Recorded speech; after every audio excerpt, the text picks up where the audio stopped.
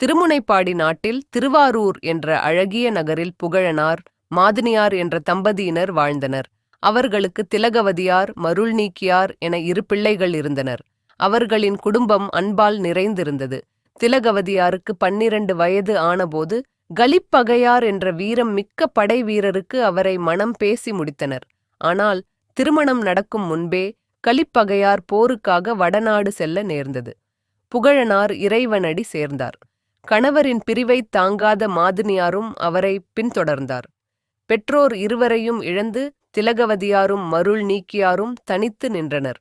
அந்த துயரமான நேரத்தில் வடநாடு சென்றிருந்த கலிப்பகையார் போரில் வீர மரணம் அடைந்தார் என்ற செய்தி வந்தது. ஒன்றன் பின் ஒன்றாக வந்த துன்பத்தால் திலகவதியாரின் உலகம் இருண்டது. தனக்கென நிச்சயிக்கப்பட்டவர் இறந்துவிட்டதால் வாழ விரும்பாத திலகவதியார் தன் உயிரை மாய்த்துக் கொள்ளத் துணிந்தார். இதைக் கண்ட தம்பி மருள்நீக்கியார், "அக்கா, எனக்காகவாவது வாழுங்கள்" என்று அவள் கால்களில் விழுந்து கதறினார். தம்பியின் கண்ணீரைக் கண்ட திலகவதியாரின் மனம் மாறியது. அவருக்காக வாழ முடிவு செய்தார். அன்று முதல் தன் ஆசைகளைத் துறந்து ஒரு தாயின் அன்போடு மருள்நீக்கியாரை வளர்க்கத் தொடங்கினார். தமக்கையின் அரவணைப்பில் மருள்நீக்கியார் அறிவு கூர்மையும் கருணையும் நிறைந்த இளைஞராக வளர்ந்தார். இளமையும் செல்வமும் நிலையில்லாதவை என்பதை உணர்ந்து நல்லறங்கள் செய்வதில் ஆர்வம் காட்டினார். அவர் மக்களுக்காக நிழல் தரும் சோலைகளை உருவாக்கினார். தாகம் தீர்க்கும் குளங்களை வெட்டினார். இல்லை என்று வருபவர்களுக்கு இல்லை என்று சொல்லாமல் வாரி வழங்கும் வள்ளலாக விளங்கினார். அக்காலத்தில் பாடலிபுத்திரத்திலிருந்து வந்த சமணத் துறவிகள் தங்கள் சமயத்தை பரப்பி வந்தனர். அவர்களின் கொல்லாமை போன்ற கொள்கைகள் மருள்நீக்கியாரை கவர்ந்தன. உண்மையை அறிய விரும்பிய அவர் சமண முனிவர்கள் வாழும் இடத்திற்குச் சென்றார். தன் தம்பி மருள்நீக்கியார் சைவ சமயத்தை விட்டு சமண சமயத்தில் இணைந்ததை அறிந்து திலகவதியார் மிகவும் வருந்தினார். அவர் திருவதிகை வீரட்டானேசுவரர் கோவிலில் தங்கி தினமும் சிவபெருமானுக்கு தொண்டு செய்து வந்தார். "என் தம்பியை மீண்டும் சைவ சமயத்திற்கே அழைத்து வா, இறைவா" என்று தினமும் சிவபெருமானிடம் மனமுருக வேண்டினார். ஒரு நாள் இறைவன் அவர் கனவில் தோன்றி, "கவலைப்படாதே, உன் தம்பிக்கு சூளை நோய் தந்து அவனை ஆட்கொள்வோம்" என்று கூறினார். இறைவன் கூறியபடியே மருள்நீக்கியாருக்கு வயிற்றில் கடுமையான சூளை நோய் ஏற்பட்டது. சமண முனிவர்கள் பல முயற்சிகள் செய்தும் நோய் குணமாகவில்லை. வலி தாங்க முடியாமல் மருள்நீக்கியார் தன் சகோதரியை நினைத்தார். ஒரு நள்ளிரவில் யாருக்கும் தெரியாமல் சமணப்பள்ளியிலிருந்து வெளியேறி தன் சகோதரி திலகவதியார் இருக்கும் திருமடத்தை அடைந்தார். அவர் காலில் விழுந்து தன் தவற்றை மன்னிக்குமாறு வேண்டினார். திலகவதியார் சிவபெருமானை வணங்கி திருநீற்றை எடுத்து தம்பியின் நெற்றியில் பூசினார். "கூற்றாயினவாறு விளக்ககளீர்" என்ற பதிகத்தை பாடுமாறு கூறினார். மருள்நீக்கியார் அந்த பாடலை பாடத் தொடங்கியதும் அவரை வாட்டி வதைத்த சூளை நோய் மாயமாய் மறைந்தது. சிவபெருமானின் கருணையை எண்ணி அவர் ஆனந்தக் கண்ணீர் வடித்தார்.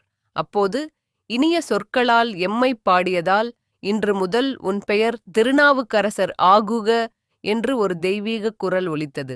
அன்று முதல் திருநாவுக்கரசர் தன் வாழ்நாள் முழுவதும் சிவன் கோவில்களுக்குச் சென்று தேவார பதிகங்கள் பாடி இறைவனை வழிபட்டார்.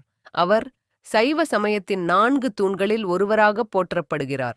தம்பியின் மனமாற்றமும் இறைவனின் கருணையும் திலகவதியாருக்கு எல்லையற்ற மகிழ்ச்சியைக் கொடுத்தது.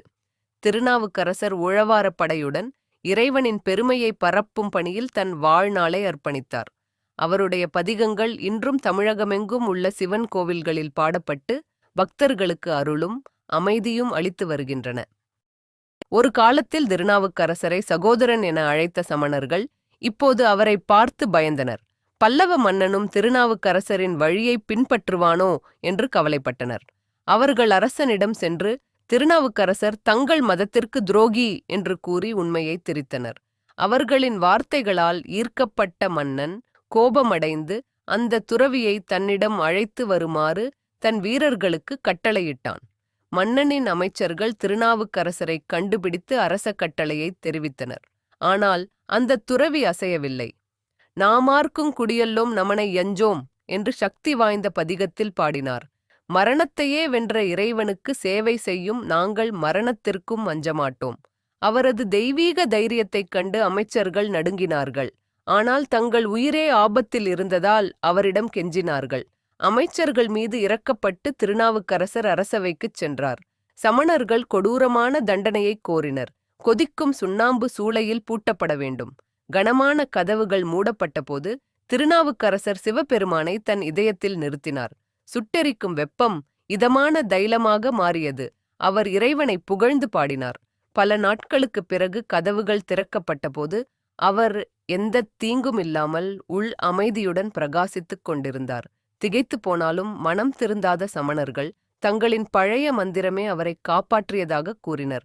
அப்படியானால் இதை குடிக்கட்டும் என்று அவர்கள் ஏளனமாகச் சொல்லி ஒரு கிண்ணப்பாலில் கொடிய விஷத்தை கலந்தனர்.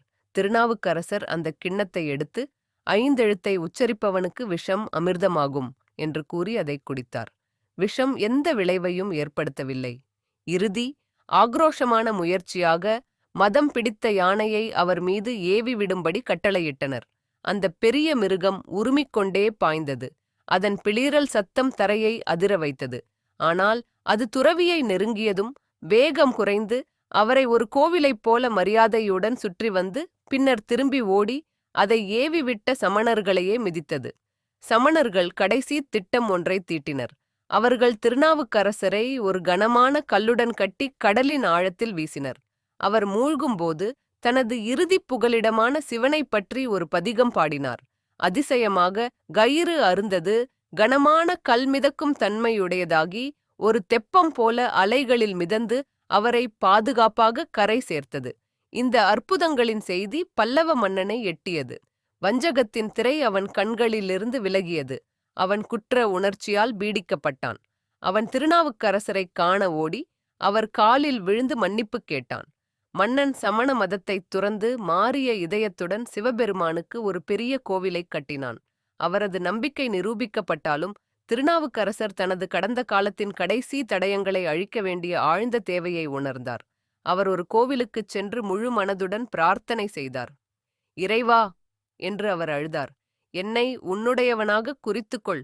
உன் திரிசூலத்தாலும் உன் காளையாலும் என் தோள்களில் முத்திரையிடு. நான் உனக்குச் சொந்தமானவன் என்பதை அனைவரும் அறியட்டும். அவரது பிரார்த்தனைக்கு பதிலளிக்கும் விதமாக ஒரு தெய்வீகப் பிறவி, ஒரு சிவபூதம் தெய்வீக ஒளியின் பக்கத்தில் தோன்றியது. அந்த பிறவி திருநாவுக்கரசரின் தோள்களை மெதுவாகத் தொட்டது. அங்கே அனைவரும் காணும் வகையில் திரிசூலம் மற்றும் காளையின் புனித முத்திரைகள் தோன்றின. அவரது இதயம் கருணையால் நிரம்பி வழிந்தது. திருநாவுக்கரசர்தான் உண்மையாகவே என்றென்றும் சிவனின் தொண்டன் என்பதை அறிந்தார். திருநாவுக்கரசர் என்ற சிவனடியார் மீது பெரும் பக்தி கொண்டவர் அப்பூதியடிகள். அவர் பெயரால் பல தர்ம காரியங்களை செய்து வந்தார். ஒரு நாள் அந்த வழியாக வந்த திருநாவுக்கரசர் தன் பேரில் இருந்த தண்ணீர் பந்தலை பார்த்து வியப்படைந்தார்.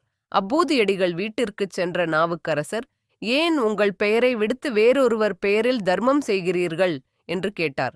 அதைக் கேட்ட அப்பூதியடிகள், சமணர்களின் சூழ்ச்சியை வென்ற அந்த மகா புருஷனைப் பற்றியா இப்படி பேசுகிறீர் என்று கோபத்துடன் கேட்டார். இறைவன் அருளால் அந்த துன்பங்களைத் தாங்கியவன் நானே என்று நாவுக்கரசர் வெளிப்படுத்தியதும் அப்பூதியடிகள் பேரானந்தமும் அதிர்ச்சியும் அடைந்து அவர் காலில் விழுந்து வணங்கினார்.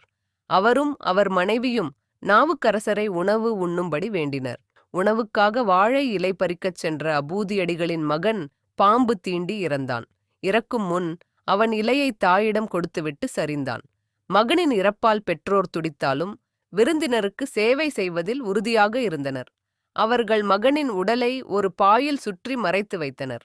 நாவுக்கரசர், உங்கள் மகனுடன் தான் உணவருந்துவேன் என்றார். உண்மையை கூறியதும் நாவுக்கரசர் அதிர்ச்சியுற்று, உங்கள் மகன் இறந்து கிடக்க எனக்கா விருந்து என்று கூறி சிறுவனை சிவன் கோவிலுக்கு எடுத்து வரச் சொன்னார். அங்கு சிறுவனை இறைவன் முன் கிடத்தி ஒன்று கொலாம் அவர் சிந்தை என்ற பதிகத்தை பாடினார்.